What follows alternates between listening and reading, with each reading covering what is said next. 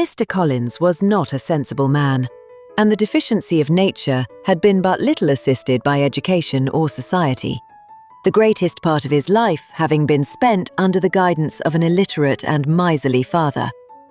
And though he belonged to one of the universities, he had merely kept the necessary terms without forming at it any useful acquaintance.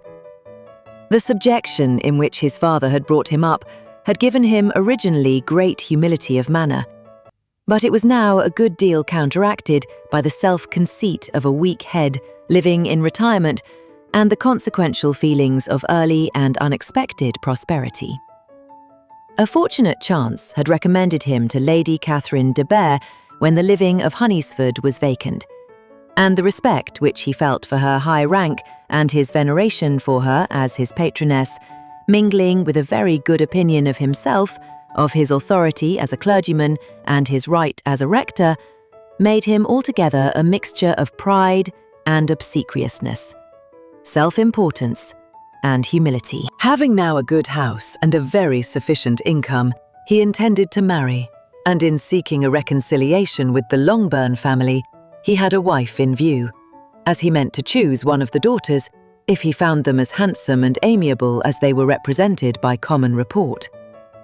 This was his plan of amends, of atonement for inheriting their father's estate, and he thought it an excellent one, full of eligibility and suitableness, and excessively generous and disinterested on his own part. His plan did not vary on seeing them. Miss Bernet's lovely face confirmed his views and established all his strictest notions of what was due to seniority. And for the first evening, she was his settled choice.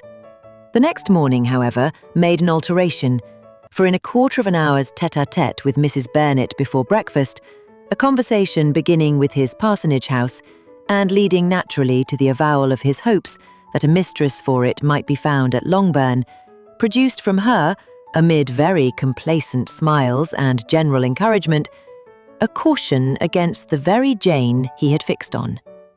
As to her younger daughters, she could not take upon her to say, she could not positively answer, but she did not know of any prepossession. Her eldest daughter, she must just mention, she felt it incumbent on her to hint, was likely to be very soon engaged. Mr. Collins had only to change from Jane to Elizabeth, and it was soon done while Mrs. Bennet was stirring the fire. Elizabeth, equally next to Jane in birth and beauty, succeeded her of course. Mrs. Bennet treasured up the hint, and trusted that she might soon have 2 daughters married, and the man whom she could not bear to speak of the day before was now high in her good graces. Lydia's intention of walking to Bearyton was not forgotten. Every sister except Mary agreed to go with her, and Mr. Collins was to attend them, at the request of Mr. Bearnet, who was most anxious to get rid of him and have his library to himself. For thither Mr. Collins had followed him after breakfast, and there he would continue, nominally engaged with one of the largest folios in the collection, but really talking to Mr. Bearnet with little cessation of his house and garden at Hunnysford. Such doings discomposed Mr. Bearnet exceedingly. In his library, he had been always sure of leisure and tranquillity, and though prepared, as he told Elizabeth, to meet with folly and conceit in every other room in the house, he was used to be free from them there. His civility, therefore, was most prompt in inviting Mr. Collins to join his daughters in their walk. And Mr. Collins, being in fact much better fitted for a walker than a reader, was extremely well pleased to close his large book and go. In pompous nothings on his side, and civil assents on that of his cousins, their time passed till they entered Bearyton. The attention of the younger ones was then no longer to be gained by him. Their eyes were immediately wandering up the street in quest of the officers, and nothing less than a very smart bonnet, indeed, or a really new muslin in a shop window could recall them. But the attention of every lady was soon caught by a young man whom they had never seen before, of most gentlemanlike appearance, walking with an officer on the other side of the way. The officer was the very Mr. Dentedy Concerning whose return from London, Lydia came to inquire, and he bowed as they passed. All were struck with the stranger's air, all wondered who he could be, and Kitty and Lydia, determined if possible to find out, led the way across the street, under pretense of wanting something in an opposite shop, and fortunately had just gained the pavement when the two gentlemen, turning back, had reached the same spot. Mr. Dentity addressed them directly and entreated permission to introduce his friend, Mr. Wickham, who had returned with him the day before from town, and, he was happy to say, had accepted a commission in their corps. This was exactly as it should be, for the young man wanted only regimentals to make him completely charming. His appearance was greatly in his favour. He had all the best parts of beauty, a fine countenance, a good figure, and very pleasing address. The introduction was followed up on his side by a happy readiness of conversation, a readiness at the same time perfectly correct and unassuming. And the whole party was still standing and talking together very agreeably when the sound of horses drew their notice, and Darcy and Bingley were seen riding down the street. On distinguishing the ladies of the group, the two gentlemen came directly towards them and began the usual civilities. Bingley was the principal spokesman, and Miss Bennet the principal object. He was then, he said, on his way to Longbourn on purpose to inquire after her. Mr. Darcy corroborated it with a bow, and was beginning to determine not to fix his eyes on Elizabeth when they were suddenly arrested by the sight of the stranger. And Elizabeth, happening to see the countenance of both as they looked at each other, was all astonishment at the effect of the meeting. Both changed colour. One looked white, the other red. Mr. Wickham, after a few moments, touched his hat, a salutation which Mr. Darcy just deigned to return. What could be the meaning of it? It was impossible to imagine. It was impossible not to long to know. In another minute, Mr. Bingley, but without seeming to have noticed what passed, took leave and rode on with his friend. Mr. Dentity and Mr. Wickham walked with the young ladies to the door of Mr. Pawlips's house, and then made their bows, in spite of Miss Lydia's pressing entreaties that they would come in, and even in spite of Mrs. Pawlips's throwing up the parlour window and loudly seconding the invitation.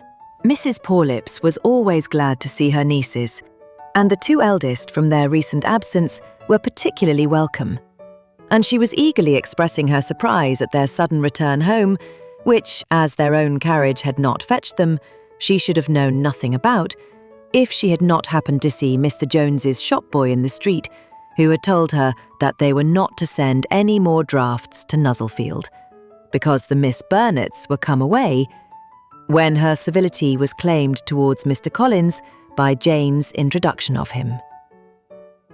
She received him with her very best politeness, which he returned with as much more, apologising for his intrusion without any previous acquaintance with her, which he could not help flattering himself, however, might be justified by his relationship to the young ladies who introduced him to her notice. Mrs. Pawlips was quite awed by such an excess of good breeding, but her contemplation of one stranger was soon put an end to by exclamations and inquiries about the other, of whom, however, she could only tell her nieces what they already knew, that Mr. Dentity had brought him from London, and that he was to have a lieutenant's commission in the Bearshire. She had been watching him the last hour, she said, as he walked up and down the street, and had Mr. Wickham appeared, Kitty and Lydia would certainly have continued the occupation. But unluckily, no one passed the windows now, except a few of the officers, who, in comparison with the stranger, were become stupid, disagreeable fellows. Some of them were to dine with the Pawlipses the next day, and their aunt promised to make her husband call on Mr. Wickham and give him an invitation also if the family from Longbourn would come in the evening. This was agreed to, and Mrs. Pawlips protested that they would have a nice, comfortable, noisy game of lottery tickets and a little bit of hot supper afterwards. The prospect of such delights was very cheering, and they parted in mutual good spirits. Mr. Collins repeated his apologies in quitting the room, and was assured, with unwearying civility, that they were perfectly needless. As they walked home, Elizabeth related to Jane what she had seen pass between the two gentlemen. But though Jane would have defended either or both, had they appeared to be wrong, she could no more explain such behaviour than her sister. Mr. Collins, on his return, highly gratified Mrs. Bearnet by admiring Mrs. Pawlip's manners and politeness. He protested that, except Lady Catherine and her daughter, he had never seen a more elegant woman, for she had not only received him with the utmost civility, but had even pointedly included him in her invitation for the next evening, although utterly unknown to her before. Something, he supposed, might be attributed to his connection with them, but yet he had never met with so much attention in the whole course of his life.